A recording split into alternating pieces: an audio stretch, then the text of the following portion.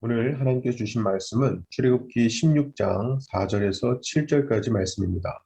제가 봉독하겠습니다.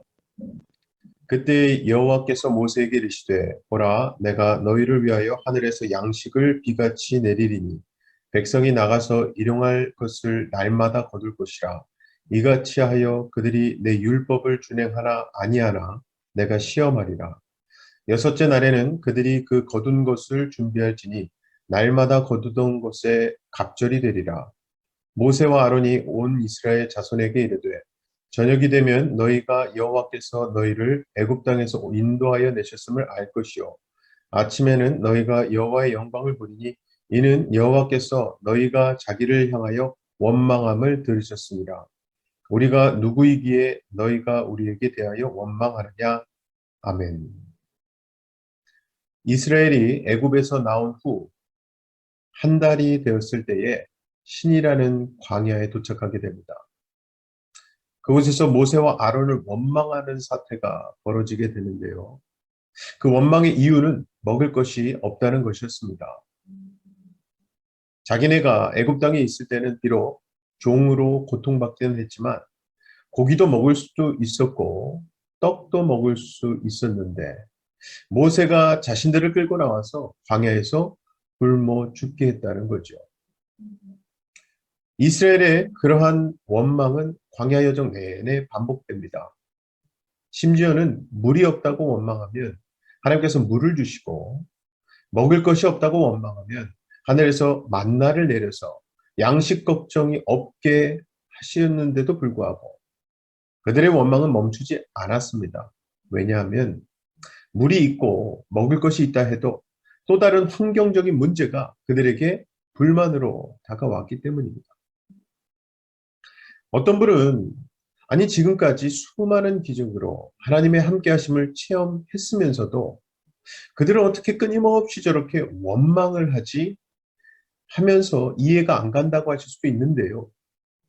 자, 그렇다면 그들이 원하는 환경만 되면 불만과 원망은 사라질 수 있었을까요? 이것에 대해 성경은 본문 4절에서 이렇게 말씀합니다. 그때 여호와께서 모세에게 이르시되 보라 내가 너희를 위하여 하늘에서 양식을 비같이 내리리니 백성이 나가서 일용할 것을 날마다 거둘 것이라. 이같이 하여 그들이 내 율법을 준행하나 아니하나 내가 시험하리라. 즉 하나님은 이렇게 그들을 시험하신 거고요. 그들은 너무나도 당연하던 듯이 그 시험에 실패했습니다. 실제로 하나님께서 그들의 원망의 조건을 다 해결해 주셔도 그들은 어쨌든 하나님의 율법을 준행하지 않았습니다. 왜냐하면 말씀에서처럼 양식을 비같이 내리시는 것으로 육신의 문제를 해결받는다 해서 인간의 마음이 하나님의 율법, 그 말씀으로 향하게 되는 것은 아니기 때문입니다. 그래서 결국 하나님의 시험은 항상 인간의 본성, 속성을 드러냅니다. 5절에 보면 여섯째 날에는 그들이 그 거둔 것을 준비할지니 날마다 거두던 것에 갑절이 되리라 말씀합니다. 이렇게 하나님께서 양식을 하늘에서 비같이 내려주시지만 여섯째 날에는 날마다 거두던 것에 갑절이 2배가 될 것이라고 말씀합니다. 대신에 일곱째 날에는 들에 나가도 양식을 얻지 못한다는 거죠.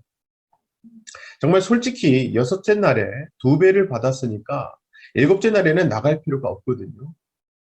그런데 27절을 보면 일곱째 날에 백성 중 어떤 사람들이 거두러 나갔다가 얻지 못하니라 말씀. 그럼 도대체 무엇이 이들을 일곱째 날에도 양식을 거두러 나가게 했는가? 그들은 결국 자신을 위해 필요한 것들을 양식으로만, 육신의 음식으로만 생각했기 때문에. 즉, 그 양식을 비같이 내리신 하나님을 생각하지 않고 땅에 내려진 양식을 거둔 것에만 집착했던 거죠. 정말 하나님이 배부르게 하신다고 해서 그 사람이 하나님의 은혜를 기억하며 말씀에 준행하는 자로 살게 되는 것이 아닙니다. 이것은 믿음이 좋고 나쁨의 문제가 아니라 인간의 본성 자체가 그렇다는 거예요.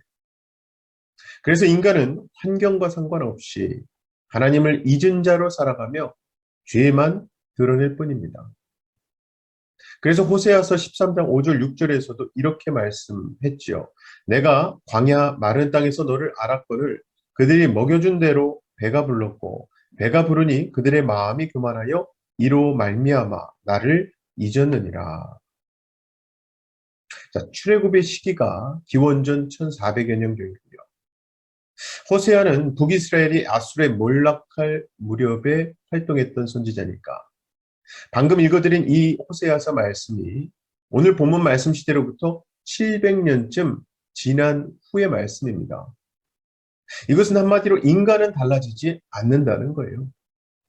그리고 오늘 말씀에서 본 광야의 이스라엘이 바로 오늘날 우리들 모습입니다. 이스라엘 백성들은 분명히 애굽의 죽음의 재앙에서 어린 양의 피 덕분에 죽음이 넘어간 기적을 경험했습니다. 따라서 그들은 죽음이 넘어간 경험이 있는 자로서 애굽을 나온 것이고 그 출애굽 자체가 그래서 그들에게는 축복인 거예요. 그러므로 그들은 비록 광야라 해도 어떠한 환경에 처한다 해도 어린 양의 은혜 안에서 복의 사람으로 존재하는 것이 맞는 것이었습니다. 그런데 그들이 광야에서 모세를 원망하면서 하나님의 복을 육의 양식을 배불리 먹는 것으로 생각했던 거예요. 그래서 애굽에서 떡을 배불리 먹었던 것을 광야보다 더 복을 누렸던 것으로 회상하더라는 거예요. 하지만 절대로 그러한 배부름이 복이 될 수 없습니다. 그렇게 배가 불러도 어차피 또다시 배 고파오고요. 또 어차피 사람은 죽게 돼 있어요.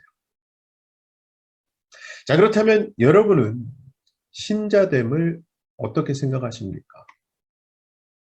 하나님을 믿는다는 것이 세상에서 부족함이 없는 부유한 복을 누리는 것일까요? 만약에 그렇다면 그러한 부요함으로 인해서 하나님을 잊지 않고 자신의 죄를 깨달으며 주만 바라보는 신자로 살아갈 수 있을까요? 만약에 그게 가능했다면 이스라엘은 광야에서 그렇게 하나님을 원망하지 않았을 겁니다. 결국 하나님은 이스라엘을 시험하심으로써 하나님의 율법을 준행할 수 없는 인간됨을 보게 하신 거예요. 그리고 그것이 바로 죽음이 마땅하고 당연한 인간의 현실임을 알게 하신 거죠. 정말 죄로 인해 죽음이 당연한 것이 자신의 참된 모습임을 인정한다면요. 자신들 역시 애굽의 죽음의 재앙에서 함께 죽었어야 할 존재로 보게 되는 것이 당연합니다. 그리고 그러한 자들에게 있어서 하나님의 참된 복은 어린 양의 피가 되는 것이거든요. 자, 그렇다면 죽음의 존재인 우리에게 있어서 하나님의 복은 무엇이겠습니까? 그것은 당연히 예수 그리스도이십니다. 그 사실을 알고 믿는 것이 신자입니다. 아무쪼록 오늘도 십자가를 바라보시고 예수님의 피의 은혜로 죄가 용서되고 죽음에서 해방되었음을 기억하시고 나에게 진정한 복이 되시는 예수 그리스도를 찬송하고 감사하시는 저와 여러분 되시기를 주님의 이름으로 간절히 축원합니다. 이 시간 다 같이 두 가지 기도 제목 놓고 기도하실 때에 오늘도 말씀으로 육신의 음식으로 또 이 기도 시간으로 우리 삶에 일용할 양식 주시니 감사합니다. 기도하시고 아버지 하나님께서 우리에게 매일매일 주시는 그 은혜 잊지 않게 해달라고 기도합시다. 두 번째 기도 제목은요. 오늘 저녁에는 오이코스 섬김이들을 위한 수막 크리스토가 있습니다. 하나님의 말씀이 영혼의 양식이 되어 섬김이들을 통해서 오이코스 식구들에게도 전달될 수 있도록 거기서 영혼이 살아나고 성장하는 역사 일어나게 해달라고 기도합시다. 제가 기도하겠습니다. 사랑의 아버지 하나님 감사합니다. 하나님 은혜로 오늘도 일용할 양식 되는 당신의 말씀을 우리에게 주시고 또 우리로 바라보게 하게끔 십자가를 곳곳에 세워주시며 오늘 아침도 이렇게 기도를 시작할 수 있도록 우리를 기도의 자리로 불러주시며 감사합니다. 하나님, 우리 삶 가운데 하나님의 말씀이 진정한 내용의 양식이 됨을 잊지 않게 하시고 항상 그 말씀 붙들고 양식으로 삼고 섭취하고 묵상하고 되새김하며 하나님 은혜 가운데 살아가게 하여 주시옵소서. 특별히 오늘 저녁은 섬김이들을 위한 오이코스 소마 크리스투가 있습니다.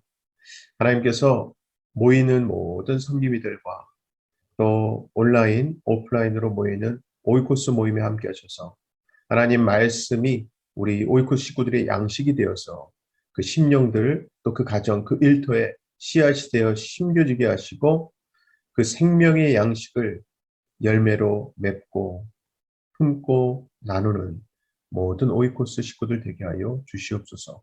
믿고 감사드리며 예수님 이름으로 기도하옵나이다. 아멘.